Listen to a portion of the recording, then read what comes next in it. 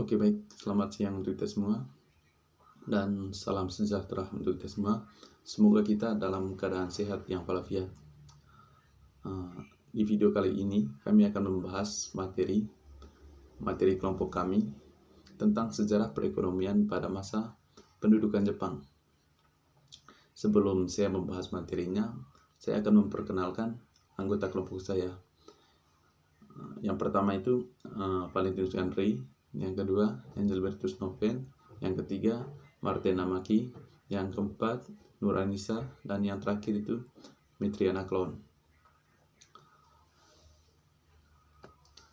Dan seterusnya di sini saya akan membahas materi. Yang pertama itu pendudukan Jepang di Indonesia ataupun latar belakang pendudukan Jepang di Indonesia. Masa pendudukan Jepang merupakan periode yang penting dalam sejarah bangsa Indonesia. Pendudukan Jepang di Indonesia ditujukan untuk mewujudkan persemakmuran bersama Asia Timur Raya. Untuk mewujudkan cita-cita itu, Jepang menyerbu pangkalan angkatan laut di Pearl Harbor, Hawaii. Peristiwa itu terjadi pada tanggal 7 Desember 1941. Gerakan invasi militer Jepang cepat merampah ke kawasan Asia Tenggara. Pada bulan Januari-Februari 1942, Jepang menduduki Filipina, Kalimantan Timur, dan Balikpapan, Pontianak, dan Samarinda. Pada tanggal 1 Maret 1942, Jepang berhasil mendarat di Jawa, yaitu Teluk Banten, di Eretan, Jawa Barat, dan di Kerangan, Jawa Timur. Pada tanggal 5 Maret 1942, kota Batavia jatuh ke tangan Jepang. Akhirnya, pada tanggal 8 Maret 1942, Belanda secara resmi menyerahkan kepada Jepang. Sebelum masuk ke pembahasan materinya, pertama-tama saya memperkenalkan diri dulu. Nama saya Angelbertus Noven, NPM 2181 0043 0063. Baik teman-teman, pembahasan selanjutnya itu kebijakan ekonomi pemerintahan Jepang. Dalam menjalankan kebijakan pemerintahannya, pemerintahan Jepang berpegang pada 3 prinsip utama. Yang pertama itu mengusahakan agar mendapat dukungan rakyat untuk memenangkan perang dan mempertahankan ketertiban umum. Terus yang kedua itu memanfaatkan sebanyak mungkin struktur pemerintahan yang sudah ada. Terus yang ketiga itu meletakkan dasar supaya wilayah yang bersangkutan dapat memenuhi kebutuhannya sendiri bagi wilayah selatan. Kebijaksanaan Jepang terhadap rakyat Indonesia mempunyai 2 prioritas, yaitu yang pertama itu menghapus pengaruh-pengaruh barat di kalangan rakyat Indonesia. Terus yang kedua itu memobilisasi rakyat Indonesia demi kemenangan Jepang dalam Perang Asia Timur Raya. Baik teman-teman, selanjutnya itu Romusa. Karena daerah pendudukan sangat luas, maka Jepang memerlukan tenaga yang banyak untuk membangun sarana pertahanan. Tenaga untuk mengerjakan semua itu diperoleh dari desa-desa di Jawa yang padat penduduknya melalui sistem kerja paksa yang dikenal dengan Romusa. Romusa adalah panggilan bagi orang-orang Indonesia yang dipekerjakan secara paksa pada masa penjajahan Jepang di Indonesia dari tahun 1942 hingga 1945. Kurang lebih 70.000 orang dalam kondisi menyedihkan dan berakhir dengan kematian.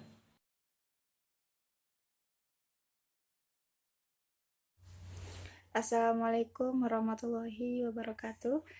Perkenalkan, nama saya Nur Anissa, NPM 218100430067. Di sini saya akan melanjutkan penjelasan dari teman saya. yaitu hal-hal yang diberlakukan dalam sistem peraturan ekonomi pemerintah Jepang. Yang ini ada beberapa hal, salah satunya itu kegiatan ekonomi diarahkan untuk kepentingan perang, maka seluruh sumber daya alam dan bahan mentah digunakan untuk industri yang mendukung mesin perang. Jadi, yang ada di Indonesia ini diserahkan semuanya kepada pemerintah Jepang untuk kepentingan tentara Jepang. Yang keduanya itu Jepang menerapkan sistem pengawasan ekonomi secara ketat dengan sanksi peraturan yang sangat berat. Jika orang Indonesia melanggar peraturannya pemerintah Jepang, nantinya itu akan dikena sanksi dan akan dihukum dengan berat. Terus, di sini ada perubahan ekonomi di Jawa. Kaitannya dengan kebijakan peraturan ekonomi di pemerintah Jepang, ini sangat berdampak pada perekonomian untuk masyarakat Jawa, khususnya pada tahun 1942 sampai 1945. Karena di sini diberlakukan oleh pemerintah Jepang, yaitu pemerintah Jepang melakukan sebuah politik, yaitu masyarakat Jawa harus menyerahkan hasil panennya atau padinya itu kepada pemerintah Jepang secara paksa. Kalau nanti tidak diserahkan, nantinya masyarakat Jawa nanti akan mendapatkan dampak yang sangat negatif dan bisa mengorbankan masyarakat sekitarnya. Cukup sekian penjelasan dari saya. Perkenalkan, nama saya Mitriana Klon, NPM 218 1430060. Usaha Jepang dalam menguasai dan mendapatkan sumber-sumber bahan mentah. Jepang berusaha untuk mendapatkan dan menguasai sumber-sumber bahan mentah untuk industri perang. Jepang membagi rencananya dalam 2 tahap. Tahap yang pertama, tahap pengusahaan, yakni menguasai seluruh kekayaan alam termasuk kekayaan milik pemerintah Hindia Belanda. Tahap yang kedua, tahap penyusunan. Kembali struktur ekonomi wilayah dalam rangka memenuhi kebutuhan perang. Saya memperkenalkan nama lengkap saya Martin Amki, NPM 2181 00430066. Koperasi pada masa pendukung Jepang. Pada masa penduduk bala tentara Jepang, istilah koperasi lebih dikenal menjadi istilah kumai. Pemerintah bala tentara Jepang di Indonesia menetapkan bahwa semua badan-badan pemerintahan, kekuasaan, hukum, serta undang-undang dari pemerintah yang terdahulu tetapi diakui sementara waktu, asal tidak bertentangan dengan peraturan pemerintah militer. Berdasarkan atas ketentuan tersebut, maka peraturan perkosaan tahun 1927 masih tetap berlaku. Akan tetapi berdasarkan Undang-Undang Nomor 23 dari Pemerintahan Bala Tentara Jepang di Indonesia mengatur tentang